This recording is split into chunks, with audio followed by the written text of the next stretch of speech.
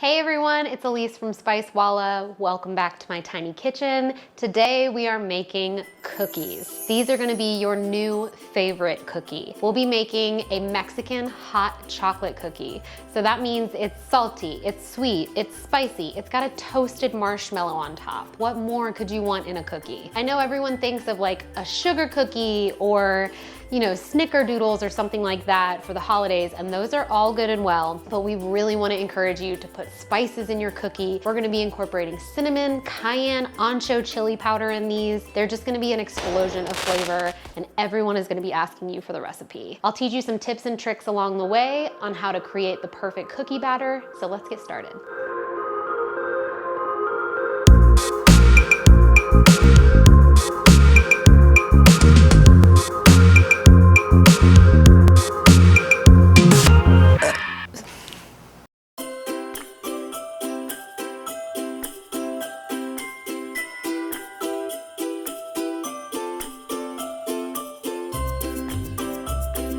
So this is a recipe I developed because I love Mexican hot chocolate. I love the combination of chocolate and spice. We also top it with a toasted marshmallow, which really just like takes it to the next level. So what we're gonna do first is combine all of our dry ingredients. So I have 1 cup of all-purpose flour, 3/4 cup of cocoa. If you can get Dutch processed cocoa, that's what I recommend. 1 teaspoon of kosher salt, baking soda, and baking powder. The classic cinnamon powder. We're gonna put a tablespoon in there. We'll do a 1/2 teaspoon of our ancho chili powder and add a dash of cayenne. So I'm only gonna add like 1/8 of a teaspoon. If you really want these to have a little more heat, you can add more, but I think that's a really good balance with the chocolate. So we'll just whisk these together. Make sure you get any clumps out and just mix it till everything is nice and combined. You can already smell it, it smells so good. And then we'll move over to our mixer. You can use a hand mixer here, but I highly recommend using a stand mixer if you have it, because we're gonna cream the butter and the sugar for a while. The creaming method is something that's usually a standard method when you're making cookies. You add fat and sugar to a bowl and you mix it until all the sugar granules incorporate air into the butter and it gets more volume, it gets fluffier, it gets lighter in color, and you'll actually get a higher yield on your cookies if you really take the time to cream your butter and sugar together properly. This is gonna take about 5 minutes. I think this is a step that a lot of people kind of rush through when they're making cookies or cakes or anything else using the creaming method. You want this mixture to kind of almost double in volume. So we're gonna add 2 sticks of unsalted butter. This is at room temperature. You wanna make sure you're using room temp butter when you're creaming because it's gonna incorporate air into the butter easier. Then we'll add 1 cup of light brown sugar. We'll add our paddle attachment. Then I'm gonna turn this on about medium speed. And again, we're gonna be here for about 5 minutes. So go pour yourself another cup of coffee. So a couple times through this process, you're gonna want to come in here. If you see it all kind of sticking to the sides, I just come in and scrape everything down and keep going. Okay, so this is what we are looking for. It's a lot lighter in color. It's nice and fluffy. It's almost like whipped cream texture. All right, so I'll scrape this down one more time, and then we are going to add our egg. Best rule of thumb for adding eggs straight to a mixer, always crack it into a separate bowl first, because if you get shells in it, you'll at least see it in the bowl and you won't have to fish out eggshells out of a cookie dough batter. Ask me how I know. So we're gonna put this on medium-low, just let this get fully incorporated. If it starts to look like this is breaking a little bit, that's normal. It's just once you add the egg, it needs the dry ingredients to fully emulsify it, so don't freak out. It's fine. I'm gonna scrape this down again. So once your egg is fully incorporated in here, then we're ready to add our dry ingredients. So we're gonna add all of our dry ingredients at once. And a good thing to remember here is you want to stop mixing just when you see all this come together. If you overmix the flour in here, your cookies will form gluten and they'll get kind of tough. So just slowly, also it'll do that. So just put it on low, keep a close eye on it, and as soon as you see everything kind of forming together, turn it off. that kind of is like blowing right in my face. All right, so I'm gonna stop it there. You might still see some spots that aren't fully incorporated yet. That's okay. We'll actually kind of fold this by hand. And then the last thing I'm gonna do is add our chocolate chips. This calls for bittersweet chocolate chips, but if you want them a little sweeter, you can use milk chocolate. If you want them not as sweet, you can use dark chocolate. So we'll add 2 cups of those and a teaspoon of vanilla. And we're just gonna stir this for about 3 seconds. That's it.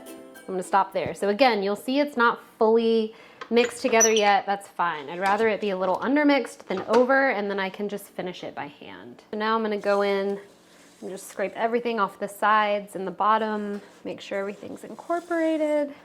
This is a pretty tough cookie dough, so this is what it should look like. All right, this is what you're looking for. This is ready to roll out. So I have a full sheet tray with a piece of parchment on it. I have my cookie scoop. This is a number 50 cookie scoop. If you don't have one of these, it's totally fine. Just make sure when you like roll these into balls that they're all pretty much the same size. This is about like 1.25 inches across. If you're scooping cookies, make sure you fill the scoop all the way. I kind of brush it up against the side to flatten it, and then you can just scoop it right onto the sheet. I mean, when you're making cookies, you really just want to make sure that you're leaving enough space in between them. Some cookies, depending on how much butter, how much baking soda, some cookies spread out a lot and other ones like barely move. For these specific cookies, I would leave 3 to 4 inches in between each one. All right, so I'm gonna actually place this entire sheet tray in my fridge. You wanna make sure that you're putting cold cookie dough into the oven so that way they don't spread out and get really thin and crispy. Okay, I just took these out of the fridge. They're a little hard now, so we're gonna put them in a 350-degree oven, and we'll check them at about 5 minutes, but the total bake time will be about 10 minutes. Our 5-minute timer just went off. They're about halfway done cooking, so we're gonna check them. So you can see that they've started to spread, starting to soften, and I always like to flip the tray halfway through cooking just to make sure that no part of the cookie gets burnt. Every side of the pan is getting an equal opportunity. So we'll cook these for about another 5 minutes. These have been in there for about 10 minutes. And the way I usually check, this might be a dangerous way, but I kind of just use the top of my finger and just kind of push and see if they've kind of formed a little crust on top. These are still pretty soft, which I want them to stay soft, so I'm gonna go ahead and take them out. As you can see, these kind of have like a big mound on top. They're not really flat. So I'm actually gonna hit this sheet tray on the top of the counter to try to get them to flatten out. And just kind of help them along. So we have a nice landing pad for our marshmallows. Another option to get these nice and flat on top is flatten them out when they're still cold, right after you scoop them before you put them in the fridge. So you can kind of create the shape before or after. Now I've got my trusty offset spatula. These might be a little warm to transfer, but I like immediately transferring cookies to a cooling rack because they cool faster. You can let them chill on the sheet tray for longer if you don't feel like they're ready to move. This is the dangerous part. The best part about these cookies is toasting the marshmallows on top. So you can do this 2 different ways. Put the marshmallows on top and put them under the broiler in the oven for like 30 seconds until they get a little melty and charred. Or you can do it the dangerous way and use a blowtorch, which is my preferred way. I have a few different kinds of marshmallows here. I have just your standard run-of-the-mill marshmallow, but I also got some fancy marshmallows. These are toasted vanilla and cinnamon churro. We're gonna try all of these and just see how they turn out. So I actually cut these into halves or thirds, depending on how big they are. So I'm gonna actually spray my scissors with a little bit of oil, otherwise they'll stick. I'm gonna actually cut this one into thirds. And they make these cool little discs. So we'll place these on top. I'm kind of dabbing the oil because I don't want the oil to catch on fire when I torch them. Obviously, if you love marshmallows and you want a big hunk of gooey marshmallow on top of your cookie, have at it. Don't let me hold you back from having fun, you know? Ha-ha! All right, so I don't want a huge flame on this. You don't want to burn the marshmallows. We're just gonna use the lower setting on this, and I'm gonna keep it kind of far away. And I might have to stop. It might catch on fire, we'll see. When they start melting, the sugars just kind of start melting out of the bottom when you torch them. Let's try these churro ones. I want to take a break like in between each one because I don't want to start burning the actual cookie. So I kind of just like start melting one and then like either move on to a different part of it or move on to a totally different cookie. All right. There it is, our Mexican hot chocolate cookies. I recommend eating these after you toast them or shortly after. Then you get that nice little pull. But yeah, should we try one? Okay. First, let's see if I can get like that good marshmallow pull, chocolatey pull on it.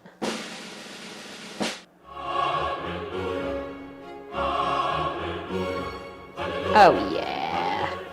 Take a little bite here. I feel like there's a lot of debate between people who like a crispy cookie and a gooey cookie. And this is kind of in between. It has like a nice crispy, kind of crumbly outer texture. And then the middle is just gooey chocolate. And then you get the nice toasted flavor of the marshmallow. And then the marshmallow is gooey inside. So there's a lot of textures going on here, but it's really delicious.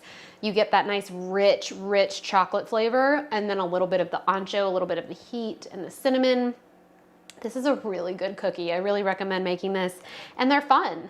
If you have a blowtorch, you know, live on the edge and make some torched marshmallows. If not, putting them in the broiler works just as well. So I hope you guys make these at home. They're really good. So that is how you make our famous Mexican hot chocolate cookies. I hope you try this recipe at home. It's something different, and again, people will be asking you for the recipe. Be sure to like and subscribe. Let us know what spices you like to put in your cookies, and we'll see you next time. Happy holiday baking.